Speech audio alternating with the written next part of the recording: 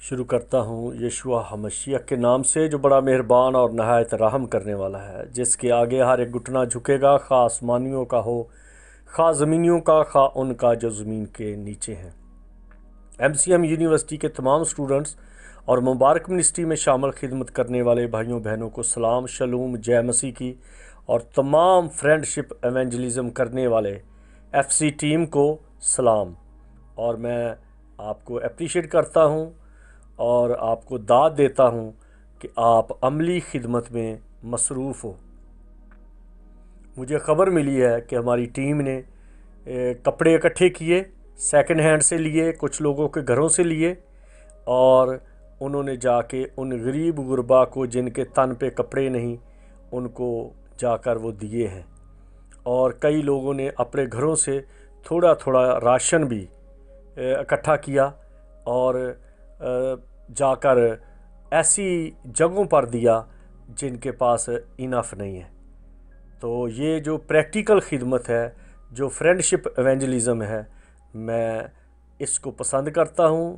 اور مسیح خداوند نے بھی کہا کہ دنیا میں اپنے لیے دوست پیدا کر لو، تاکہ جب یہ دنیا جاتی رہے، دنیا کا مال جاتا رہے، تو تمہیں آسمانی مقاموں میں جگہ ملے۔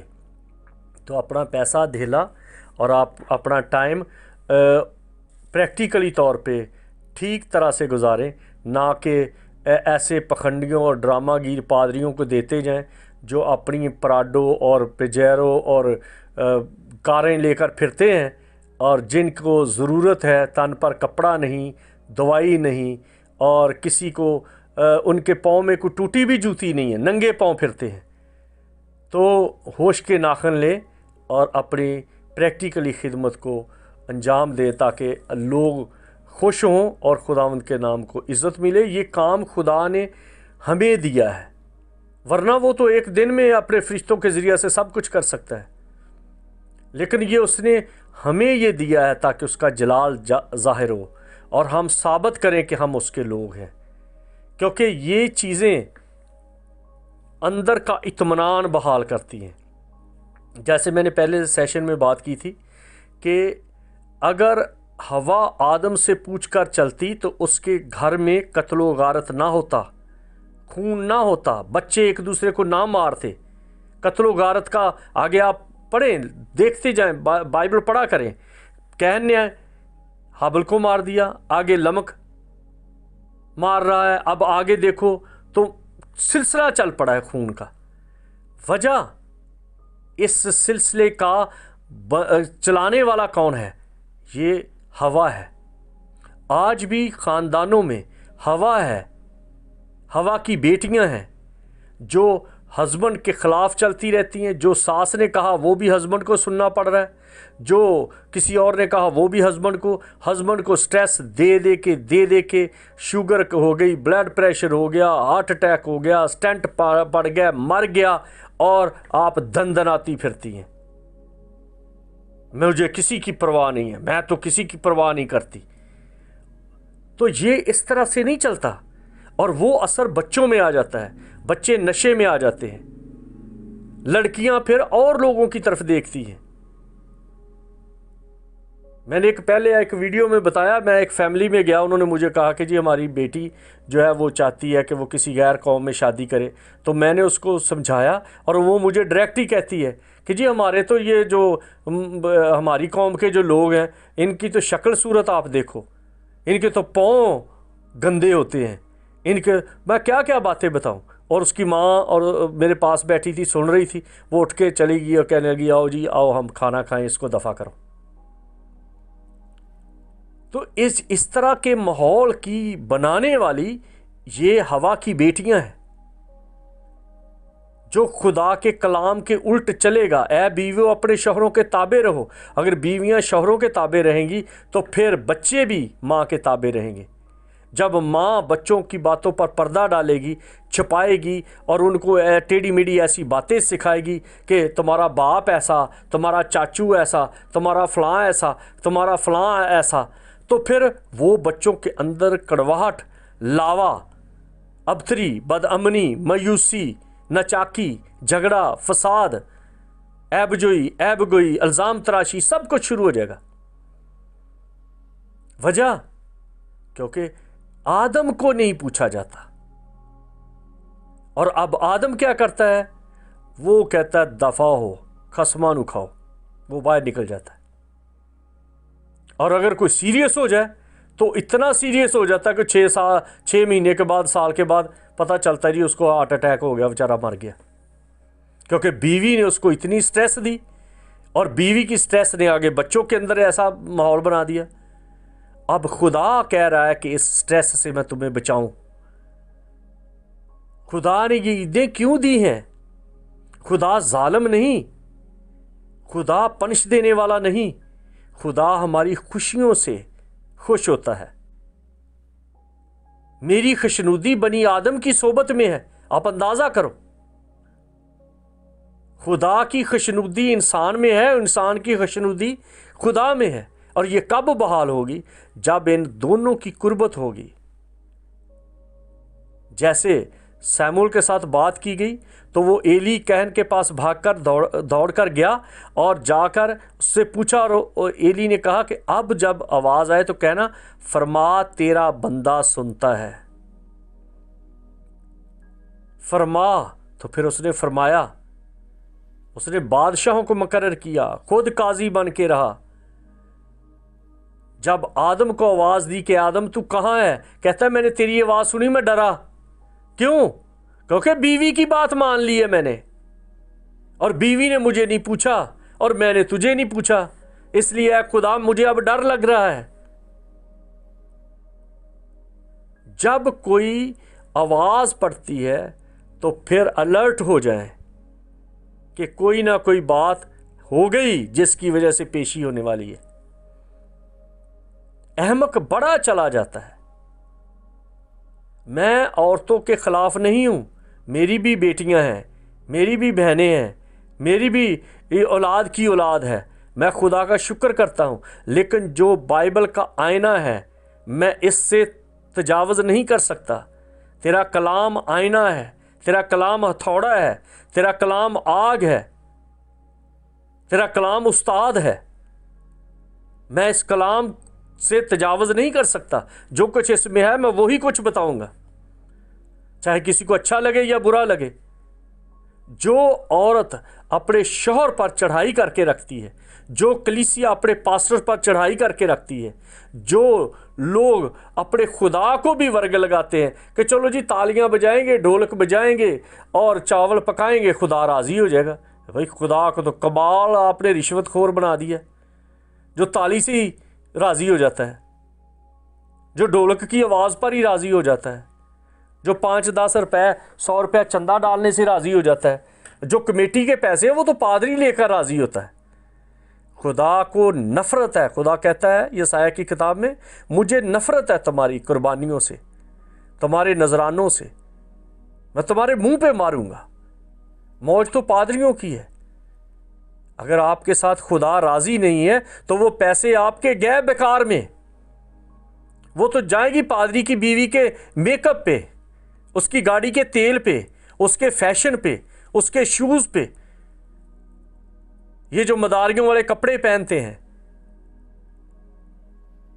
راک میوزک کی طرح بنے پھرتے ہیں کہ جی یہ جیسے راک سنگر ہیں، یہ خدا کے لوگوں کا ڈریس نہیں ہے۔ آپ کیتھولک کو دیکھو، ان کا ایک گاؤن ہے، ہندوؤں کو دیکھو ان کی بھی ایک چادر ہے، مسلمانوں کو دیکھو ان کا بھی ایک گاؤن ہے، اور ہمارے تو بس ایسے ہیں جیسے کہ پتہ نہیں۔ تو کہ ان چیزوں پر دھیان دو، یہ خوشیاں نہیں دیں گی نہ لوگوں کو، نہ اپنی نسل کو، نہ اپنے قبیلے کو، نہ ایک قوم کو۔ مسیحوں کی خوشیوں کا منبع، اطمینان، وہ صرف خدا کی قربت ہے۔ وہ زندہ خدا کو ماننے والے ہیں، بے چین نہیں ہیں، کنفیوژن کا شکار نہیں ہے۔ لیکن کنہوں نے ان کو اس حالت تک پہنچا دیا ہے؟ یسایہ کی کتاب میں لکھا ہے یہ گونگے کتے ہیں جو بھونکنا پسند نہیں کرتے، میرے لوگوں کی بدکاری ان پر ظاہر کر، گلا پھاڑ دریگ نہ کر، ان کی بدکاری ان پر ظاہر کر دے۔ یرمیہ کرتا تھا، لوگ اس کے خلاف ہو گئے۔ رسول کرتے تھے، لوگ ان کے خلاف ہو گئے۔ مسیح نے بتایا، لوگ اس کے خلاف ہو گئے۔ یسایہ کو اس کے سکے نواسے نے، دوتے نے اس کو آرے پہ، منسی نے اس کو آرے پہ چیر دیا۔ حزقیہ بادشاہ کا جو بیٹا تھا، جو سچائی پر بولتے ہیں، لوگ ان کے خلاف ہوتے ہیں، سچائی وہ سننا پسند نہیں کرتے۔ لیکن حزقیل کی کتاب میں لکھا ہے، خواہ وہ سنے یا نہ سنے تو ان کو کہہ دے، کیونکہ وہ تو بے حیا قوم ہے، وہ تو سرکش ہے۔ اس لیے اب دور ہے، اپنے آپ کو بحال کر لو، مشنوں کے چکروں سے نکلو، ان پادریوں پکھنڈیوں کے چکروں سے نکلو۔ آپ بائبل کو خود پڑھا کرو۔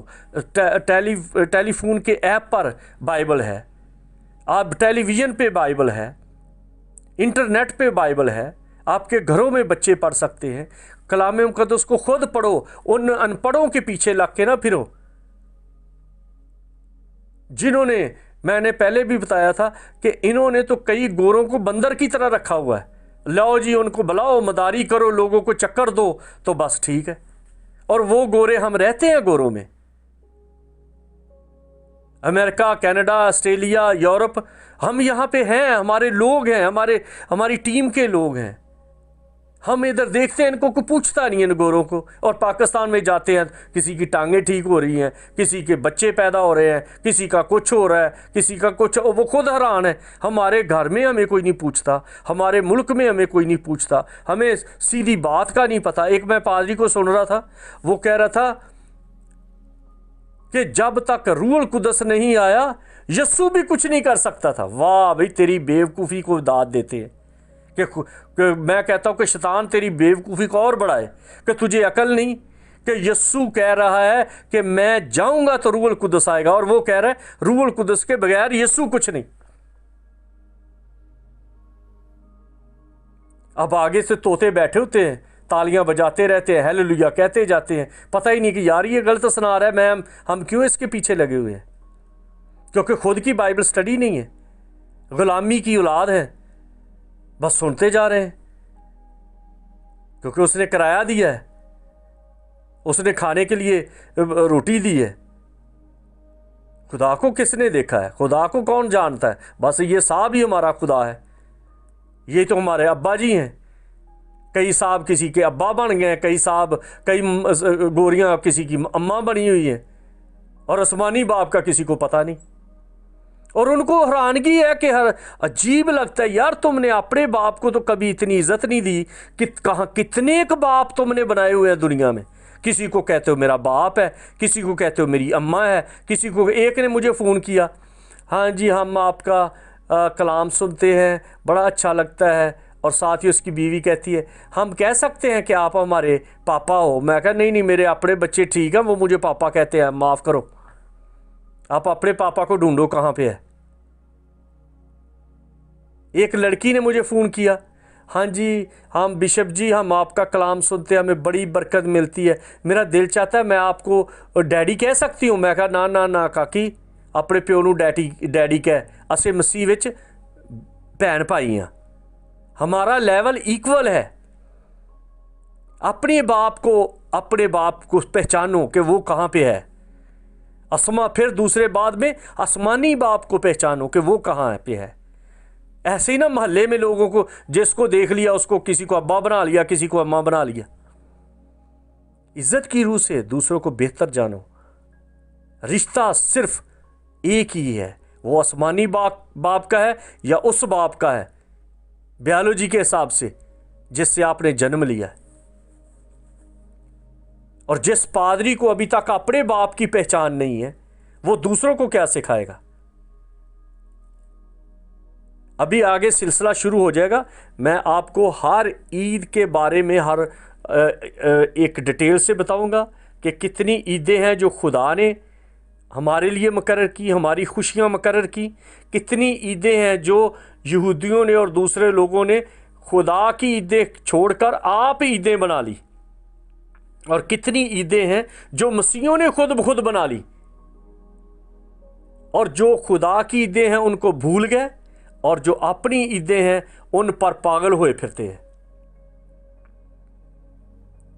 تو ان سے نکلو اگر آپ چاہتے ہیں کہ آپ کی عاقبت سنور جائے، اگر آپ چاہتے ہیں کہ آپ کی روزمرہ زندگی سنور جائے، اگر آپ چاہتے ہیں کہ آپ کا ہر لمحہ، ہر ٹائم خدا کی حضوری میں خوشی کے ساتھ گزرے، تو پھر آپ خدا کی عیدوں پر سٹڈی کریں، خدا کی عیدوں کو ماننے کی پریکٹس کریں۔ اگر نہیں پتہ چلتا تو آپ جب جی چاہے مجھے فون کریں، میرے ساتھ رابطہ کریں، مجھ سے ان ڈیٹیل پوچھ لیں، میں آپ کو بتاؤں گا، کیونکہ ہمیں یہ کرنا ہے۔ مسیح نے بھی یہ کیا، مسیح نے بھی عیدیں وہ پوری کیں، شاگردوں نے بھی وہ عیدیں منائیں، پالوس بھی عیدیں منانے کے لیے وہ منتیں مان رہا ہے، سکھ رہا ہے کہ مجھے موقع مل جائے کہ میں یروشلم جا کے عید مناؤں۔ اتنی ویلیو تھی۔ مسیح نے کہا میں سب کچھ پورا کرنے آیا ہوں، شریعت یعنی کہ قانون پورا کرنے آیا ہوں، میں کچھ بھی کم کرنے نہیں آیا۔ تو یہ قانون کی بات ہے، یہ خدا کہہ رہا ہے یہ قوم کو سکھا کہ یہ میری عیدیں ہیں، یہ میری عیدیں ہیں، یہ معیدین ہیں، یہ معاہدے الوہیم ہیں، یہ معاہدے ادونائے ہیں، یہ کسی بندے کی نہیں ہے، نہ موسیٰ کا لینا دینا اس میں، نہ ابراہیم کا، نہ اسحاق یعقوب، کسی کا نہیں۔ یہ خود جو قادر مطلق ہے، جو کل کائنات کا خالق و مالک ہے، جو بادشاہوں کا بادشاہ ہے، جو راز کے کائنات ہے، وہ کہہ رہا ہے یہ میری عیدیں ہیں۔ آپ اندازہ کرو، یہ کوئی 10 کمانڈمنٹس کی بات نہیں ہے، یہ موسیٰ کی باتیں نہیں ہیں، خدا نے ان کو، یہ ڈائریکٹ خدا کہہ رہا ہے یہ میں کہہ رہا ہوں، پھر برکت ملے گی۔ ہم آرام سے کہہ دیتے ہیں یہ تو یہودیوں کی ہے، تمہیں یہی نہیں پتہ یہودیوں کی عیدیں کون سی ہیں اور خدا کی عیدیں کون سی ہیں اور کرسچنوں کی کون سی ہیں، اور یہ آج کل پکھنڈیوں کی عیدیں کون سی ہیں۔ پکھنڈیوں نے الگ الگ کئی اپنے مجمع بنا کے رکھے ہوئے ہیں۔ مقدس مجمع فراہم کرو اور اس میں اعلان کرو کہ یہ میری عیدیں ہیں۔ یاد کر لو، گنتی 10 باب کی 10ویں آیت، خروج 23واں باب اس کی پہلی دوسری آیت، اس کا پورا باب آپ پڑھ لو گے، 14 طبق روشن ہو جائیں گے کہ ہم کس خدا کی عبادت کر رہے ہیں۔ اور مسیح نے کہا کہ میں ایک نقطہ، ایک شوشہ بھی منسوخ کرنے نہیں آیا۔ توریت کا مطلب 10 حکم نہیں ہے، 10 حکم کی 613 ڈیٹیل ہے، اور 613 میں یہ ہر ایک چیز پکی کی گئی ہے۔